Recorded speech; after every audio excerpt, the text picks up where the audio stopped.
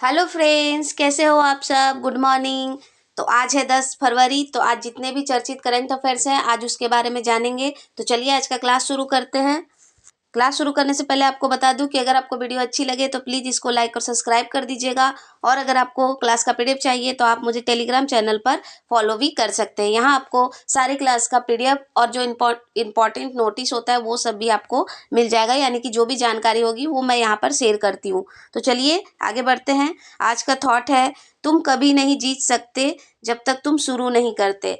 तो देखिए, अगर आप कहीं से शुरू नहीं करेंगे तो जीतना तो इम्पॉसिबल ही है। अगर आप कुछ शुरू ही नहीं कर रहे, किसी चीज़ के लिए कोई काम ही नहीं कर रहे हैं, तो आप जीतेंगे कैसे। तो पहले ज़रूरी है कि आप कुछ काम करिए, तभी तो आप जीत की तरफ अपने कदम को बढ़ाएंगे। तो चलिए इसी विचार के साथ आज का क्लास शुरू करते हैं।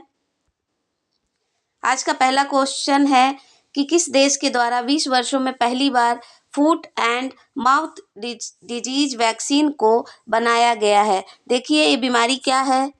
ये बीमारी है क्या, तो ये है जो मानव पशु इन सब में हो सकता है। पशुओं में देखें तो ये गाय,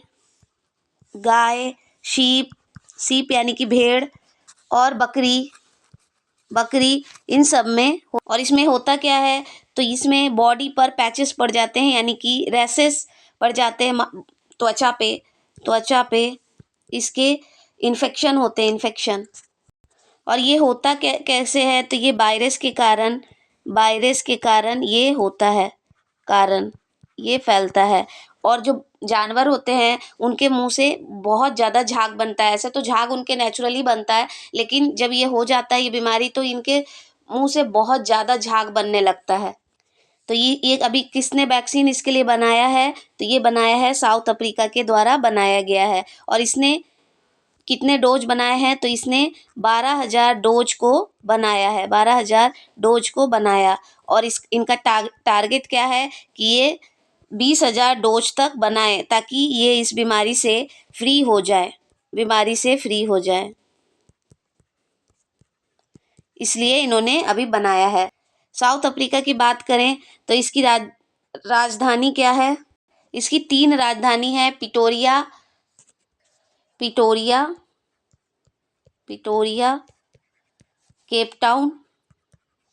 केप टाउन और ब्लूम फोर्टेन।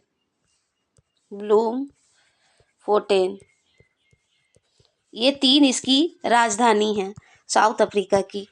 और यहाँ पर जो इसके राष्ट्रपति हैं वो कौन है, तो रामाफोसा यहाँ पर राष्ट्रपति हैं, अभी वर्तमान में राष्ट्रपति। चलिए आगे बढ़ते हैं। नेक्स्ट है, हाल ही में प्रधानमंत्री नरेंद्र मोदी 2 दिन की यात्रा पर मलेशिया में थे। वहाँ कितने एग्रीमेंट पर साइन किया गया है, तो यहाँ पर 16 एग्रीमेंट को साइन किया गया है मलेशिया के साथ। और यहाँ पर मोदी जी यात्रा पर गए थे, मोदी जी। और यहाँ 2 दिन की यात्रा पर मोदी जी गए। इनको गार्ड ऑफ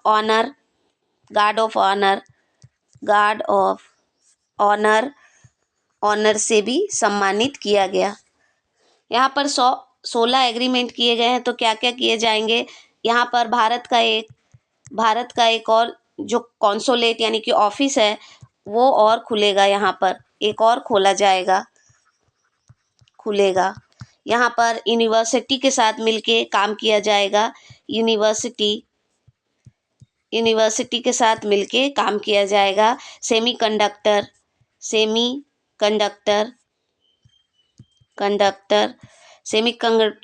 पर भी काम किया जाएगा। और स्टार्टअप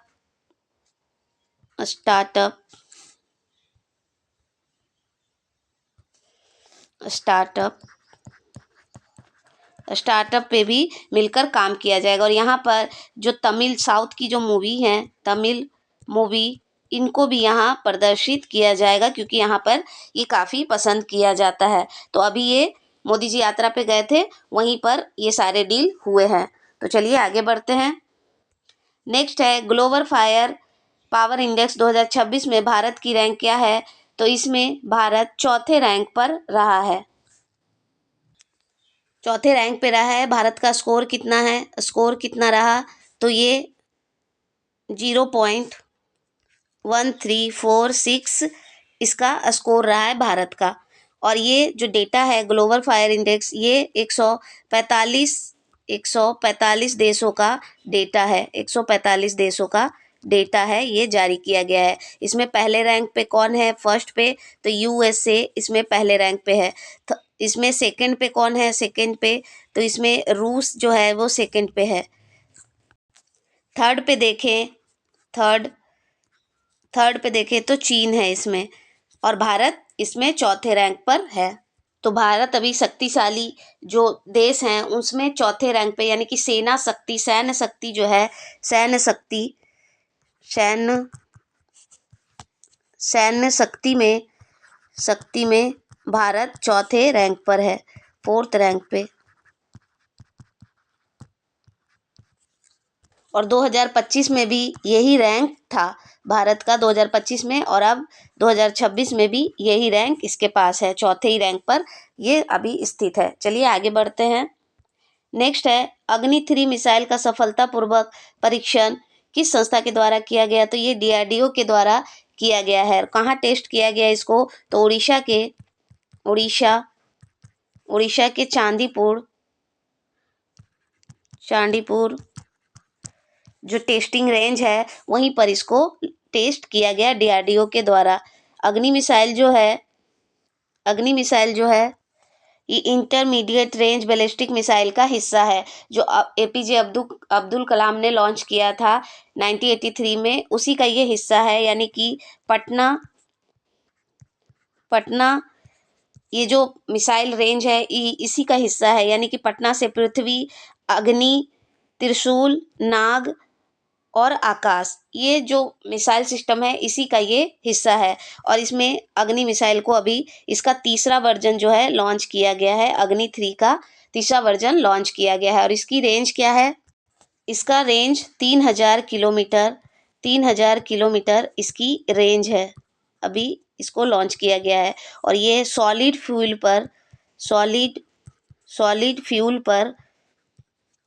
पर काम करेगा। बैलिस्टिक मिसाइल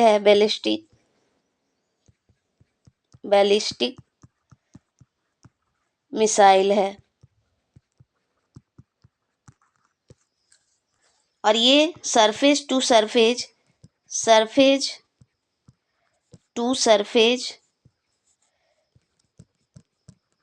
सरफेस मिसाइल है। और ये न्यूक्लियर यानी कि परमाणु जो है उसको, ये इसके अंदर क्षमता है कि ये न्यूक्लियर को भी कैरी करके ले जा सकता है। यानी कि ये न्यूक्लियर कैपेबल है, इसको कैरी करके ले जा सकता है। चलिए आगे बढ़ते हैं। नेक्स्ट है भारत का कौन सा राज्य शीर्ष ऊन उत्पादक राज्य बन गया है, तो ये राजस्थान बन गया है अभी। और ऊन उत्पादन में ही देखें तो जम्मू कश्मीर दूसरे नंबर पे है, कर्नाटका थर्ड नंबर पे, और तेलंगाना फोर्थ रैंक पे है। यानी कि ऊन का जो उत्पादन होता है, जो भेड़ उनसे जो ऊन उत्पादन होता है उसमें सबसे नंबर 1 पे कौन है, तो राजस्थान इसमें पहले नंबर पे आ गया है। और यहाँ पर भारत का उत्पादन, अगर पूरे भारत का उत्पादन में देखें तो यहाँ पर 47% से ज़्यादा यहीं पर इसका उत्पादन किया जाता है। वर्ल्ड में अगर देखें, वर्ल्ड में तो भारत ऊन के उत्पादन में कहाँ पर आता है, तो दूसरे नंबर पे, 2 नंबर पे भारत आता है वर्ल्ड में इसके उत्पादन में। और कितना उत्पादन करता है, तो 77.4 मिलियन का उत्पादन किया जाता है भारत के द्वारा। और यहाँ भेड़ की अगर प्रजातियों को देखें तो कौन कौन सी है, डॉली, चोखला, मारवाड़ी, ये सब राजस्थान में जो भेड़ की प्रजातियां हैं वो पाई जाती हैं। चलिए आगे बढ़ते हैं। नेक्स्ट है भारत में कौन सा बंदरगाह एंटी ड्रोन सिस्टम तैनात करने वाला पहला बंदरगाह बन गया है, तो ये VOC चिदम्बरम जो बंदरगाह है तमिलनाडु में, इसने एंटी ड्रोन सिस्टम तैनात करने वाला ये पहला बन गया है। और ये एक व्यक्ति का नाम है और इनकी जो मृत्यु है 1936 में हो गई थी। उन्हीं के नाम पे इस बंदरगाह का नाम रखा गया है और उन्हीं के नाम पे अभी ये लॉन्च भी किया गया है इसी बंदरगाह पे। और ये एक फ्रीडम फाइटर थे, यानी कि स्वतंत्रता स्वतंत्रता सेनानी थे। इन्हीं के द्वारा ये इन्हीं के नाम पे इस पोर्ट का नाम रखा गया है। और ये जो है एंटी ड्रोन सिस्टम तैनात किया गया है। इसमें रडार सिस्टम भी है। Radar radar system radio frequency पर ये काम करेगा। रेडियो फ्रिक्वेंसी पर ये काम करेगा। मेरी टाइम इंडिया जो विजन है उसको ये फोकस करता है। मेरी टाइम इंडिया विजन उसको ये फोकस करता है 2030 को। और ये ताकि जो अमृत काल आने वाला है, अमृत काल जो भी चल रहा है, अमृत काल जो 2047 तक पूरा किया जाएगा, उसको भी ये फोकस करता है। और ये किया क्यों गया है? ताकि जो बंदरगाह है यानी कि पोर्ट की सुरक्षा के लिए इसको लॉन्च किया गया है। ताकि अगर कोई इस तरह का अटैक हो तो यहीं से अटैक करके उसको ख़त्म कर दिया जाए बंदरगाह से ही। तो ये अभी तमिलनाडु में लगाया गया है। तो चलिए आगे बढ़ते हैं। अब नेक्स्ट है बस्तर पांडुम उत्सव किस राज्य में मनाया जाता है? तो बस्तर पांडुम जो उत्सव है ये छत्तीसगढ़ में मनाया जाता है। और इसको अभी उद्घाटन किसने किया, यानी इस समारोह में भाग किसने लिया? तो द्रौपदी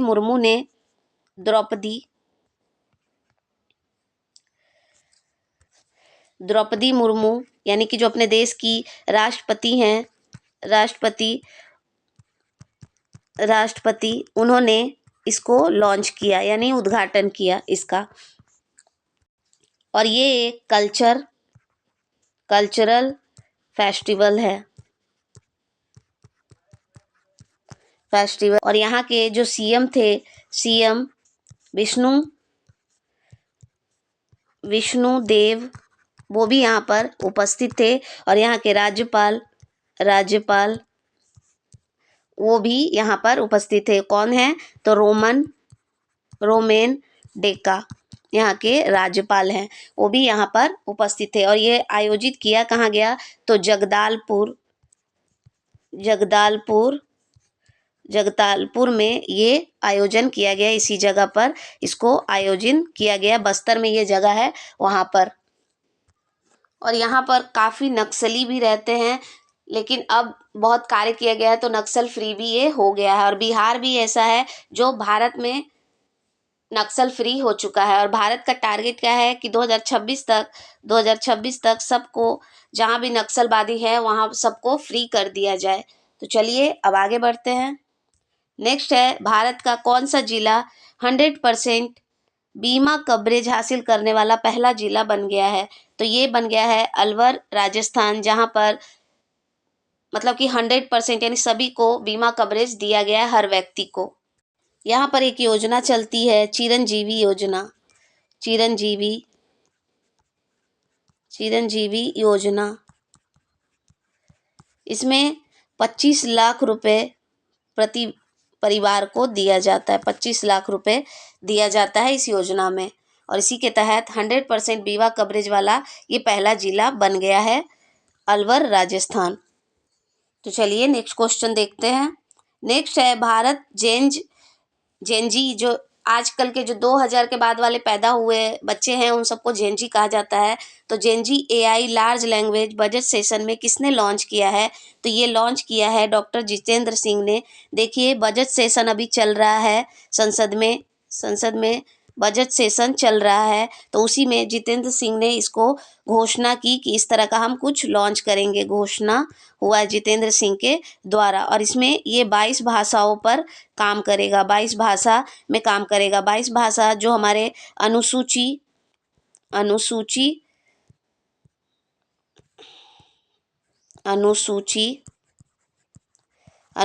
8 का जो हिस्सा है उसमें ये जो 22 भाषाएं हैं उन सब को इसमें शामिल किया जाएगा और ये 22 भाषाओं में काम करेगा। चलिए नेक्स्ट देखते हैं। नेक्स्ट है चिनाब नदी पर सवालकोट हाइड्रो पावर प्रोजेक्ट किस राज्य में बनाया जा रहा है? तो ये जम्मू एंड कश्मीर में बनाया जा रहा है और ये इसको कैबिनेट ने मंजूरी दे दिया है। कैबिनेट ने मंजूरी दे दिया है और ये रम्मन जिला, जो वहाँ पर रम्मन जिला है वहाँ पर ये बनाया जा रहा है और इससे बिजली उत्पादन किया जाएगा। बिजली उत्पादन किया जाएगा। कितना बिजली उत्पादन होगा? तो 1856 मेगावाट जो है बिजली का उत्पादन किया जाएगा। और यही चिनाब नदी पर ही एक आर्च ब्रिज भी बना हुआ है। इसी पर Ratle dam, Salal dam, Dulhasti dam भी बना हुआ है। चलिए नेक्स्ट देखते हैं। नेक्स्ट है केरल के बाद दूसरा ऐसा राज्य कौन बन गया जिसने वर्ल्ड एटलस जारी किया है? देखिए पक्षियों के लिए ये एटलस जारी किया जाता है। तो ये पहले केरल ने जारी कर दिया था, लेकिन अब दूसरा राज्य कौन बन गया है? तो ये गोवा बन गया है। और यहाँ पर ये लॉन्च कब किया गया? तो यहाँ पर 9th नंबर का वर्ल्ड यानी कि पक्षी फेस्टिवल जो है वो चल रहा था, उसी में ये डेटा जारी किया गया। और इसकी थीम क्या थी? मैजेस्टिक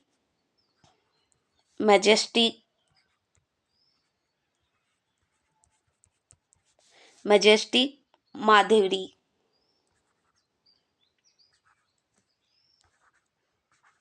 देई ये यहाँ पर एक महादाई नदी है, उसी को ये फोकस करता है थीम। इसी में वर्ल्ड एटलस जो है जारी किया गया गोवा में। नेक्स्ट है किस बैंक ने भारत का पहला पूरी तरह digital foreign portfolio investor licence जारी किया है? तो ये कोटक महिंद्रा के द्वारा जारी किया गया है। अभी कोटक महिंद्रा की बात करें तो कोटक महिंद्रा बना कब था? तो 1985 में इसको बना था ये। और इसका मुख्यालय कहाँ है? तो इसका मुख्यालय मुंबई में। और ये इसको बनाया किसने था इस बैंक को? तो उदय कोटक ने इसको बनाया था। तो ये अभी कोटक महिंद्रा जो बैंक है इसके द्वारा अभी जारी किया गया है इस तरह का कोई लाइसेंस। यानी कि जो विदेश में रहने वाले लोग हैं, अगर वो भारत में निवेश करते हैं तो उसके ऊपर ये निगरानी रखने के लिए कार्य करेगा। और ये इसलिए जारी किया गया है क्योंकि जो ये लाइसेंस होता है ये शॉर्ट टर्म के लिए निवेश होता है। यानी कि अगर मार्केट में पैसा अच्छे से चल रहा है तभी ये निवेश किया जाता है, वरना पैसा वापस ले लिया जाता है। लेकिन अगर एफडीआई की बात करें, तो इसमें मार्केट पे ट्रस्ट करके पैसा निवेश किया जाता है ताकि पैसे को डबल मतलब कि बढ़ाया जा सके और निवेश को भी बढ़ाया जा सके। लेकिन ये जो है ये शॉर्ट टर्म के लिए किया जाता है। पोर्टफोलियो जो इन्वेस्टर लाइसेंस है यानी कि FPI, इसको शॉर्ट टर्म के लिए निवेश किया जाता है। आई होप आप लोग समझ गए होंगे। चलिए आगे बढ़ते हैं। नेक्स्ट है नाइट फ्रैंक क्यूएस जो है एक ऑर्गेनाइजेशन है जो यूनिवर्सिटी की रैंकिंग भी जारी करती है। और डेलोइट इंडिया द्वारा जारी डेटा में किस शहर को अंतर्राष्ट्रीय छात्रों के लिए दुनिया का सबसे किफ़ायती शहर माना गया है? तो ये दिल्ली को माना गया है। देखिए अंतर्राष्ट्रीय जो छात्र यानी कि जो स्टूडेंट है वो कहाँ जाके सबसे किफ़ायती रूप में पढ़ सकते हैं, यानी कि इनके लिए रहना खाना और जो वहाँ पर सुविधाएं हैं वो सबसे किफ़ायती कहाँ है? तो वो दिल्ली में अभी बताया गया है। तो इसी के ऊपर एक डेटा जारी किया गया है। नाइट फ्रैंक क्यूएस और डेलोइट इंडिया जो है इंडिया के ऑर्गेनाइजेशन के द्वारा इसको जारी किया गया है। और इसमें जनसंख्या जो है, जनसंख्या को भी बताया गया है कि भारत में 155 मिलियन जो जनसंख्या वो यंग है, यानी कि युवा है। तो इसमें ये डेटा बताया गया है कि सबसे किफ़ायती शहर स्टूडेंट के लिए, छात्र के लिए कौन है, तो वो दिल्ली है। और ये जो क्यूएस है, यूनिवर्सिटी की रैंकिंग भी जारी करती है, यूनिवर्सिटी की रैंकिंग भी जारी करती है। अगर अभी की डेटा की बात करें तो MIT जो USA की यूनिवर्सिटी है, ये पहले रैंक पे है। इसके अगर जो डेटा जारी किया गया इसके द्वारा, तो ये MIT यूनिवर्सिटी जो है USA की, ये पहले रैंक पर है। अगर एशिया में बात करें, एशिया में जो नंबर 1 पे है वो है पीकिंग यूनिवर्सिटी, जो चीन का है। चलिए आगे बढ़ते हैं। नेक्स्ट है, दलमा वन्य जीव अभ्यारण्य किस राज्य में स्थित है, जिसने हाल ही में जंगल सफारी और इको कॉटेज को बनाया है या बनाने की बात कर रहा है, ताकि पर्यटन को बढ़ावा दे सके। तो पर्यटन को बढ़ावा देने के लिए झारखंड ने लॉन्च किया है। पर्यटन को बढ़ावा देने के लिए इसको लॉन्च किया गया है। और ये कॉटेज क्या होता है, तो कॉटेज वही है जिसमें लोगों को ठहरने के लिए टेंट लगाए गए हों। टेंट लगे जगह को कॉटेज कहा जा रहा है, जगह को कॉटेज कहा जा रहा है। वहाँ पर लोग ठहर सकते हैं अगर ठहरना चाहें तो। और दलमा वन्य जीव अभ्यारण्य की बात करें तो यहाँ पर हाथी पाए जाते हैं। यहाँ पर कौन सी प्रजाति पाई जाती है सबसे ज़्यादा, तो हाथी पाए जाते हैं यहाँ पर। यहाँ की जो फॉरेस्ट है वो कैसा है, तो यहाँ पर डेसीडुअस फॉरेस्ट यहाँ पर पाया जाता है। और यहाँ पर साल टीक जो वृक्ष हैं वो यहाँ पर पाए जाते हैं, वृक्ष। यहीं पर नदी की बात करें तो यहाँ पर नदी कौन कौन सी है, तो सुवर्ण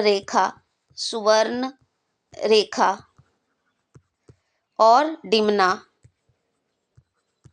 और ये स्थित कहाँ पर है, मतलब ये झारखंड के किस जगह पर है, तो ये ईस्ट यानी कि पूर्वी सिहवम है, जो सिहवम वहाँ पर ये स्थित है। यहाँ पर पशुनाथ हिल पर ये स्थित है, पशुनाथ हिल्स यहाँ पर ये स्थित है।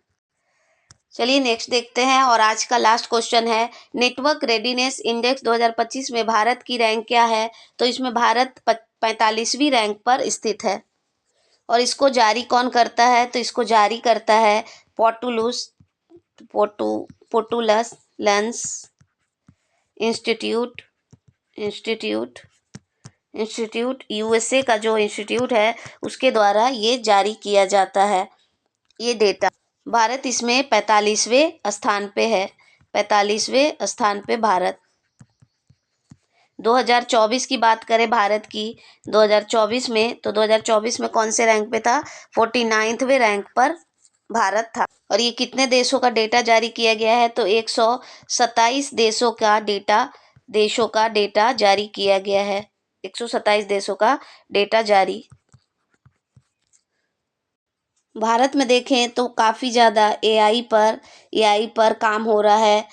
और जो इनोवेशन है उसको बढ़ावा मिल रहा है, इनोवेशन को बढ़ावा दिया जा रहा है, उसी के ऊपर ये डेटा जारी किया जाता है। अगर यहाँ पर बात करें NRI के द्वारा, यानी कि नेटवर्क रेडीनेस इंडेक्स जो है ये क्या मापता है, तो ये जो देशों का विकास टेक्नोलॉजी और डिजिटलीकरण कितना हो रहा है, टेक्नोलॉजी और डिजिटल जो यूज है उसको लेकर कितना अच्छा उपयोग किया जा रहा है, अच्छा उपयोग किया जा रहा है, उसके ऊपर ये डेटा जारी करता है। ये कितने स्तंभों पर फोकस करता है, तो 4 स्तंभों पर ये फोकस करता है। इसमें 53 संकेतक है, संकेतक। और इस रैंक में अगर बात करें NRI यानी कि नेटवर्क रेडीनेस इंडेक्स में बात करें तो इसमें पहले रैंक पर कौन है, फर्स्ट पे, तो टॉप 3 जो देश हैं वो हैं USA, USA। उसके बाद 2 एंड पे है फिनलैंड, फिनलैंड, फिनलैंड। और थर्ड पे है सिंगापुर, सिंगापुर। भारत की बात करें, भारत जो 2024 में 49वें नंबर पे था, 49th नंबर पे था, वो अब 4 पायदान जो है छलांग लगा के 45वें रैंक पर आ गया है 2025 वाले रैंक में। देखिए डेटा 2026 जो जारी 26 में किया गया, लेकिन डेटा 2025 का ही है। तो ये 45वें रैंक पर पहुंच गया है भारत। और इसका स्कोर कितना रहा है भारत का, तो पहले जो 53.63 था वो अब बढ़ के 54.43 बढ़ गया है 2025 में। आई होप आप लोग समझ गए होंगे पूरा। तो चलिए, thank you for watching, follow me on Telegram, current affairs bye Neha. तो चलिए अगले क्लास में मिलेंगे, पढ़ते रहिए, अच्छे से बढ़ते रहिए। बाय सभी को।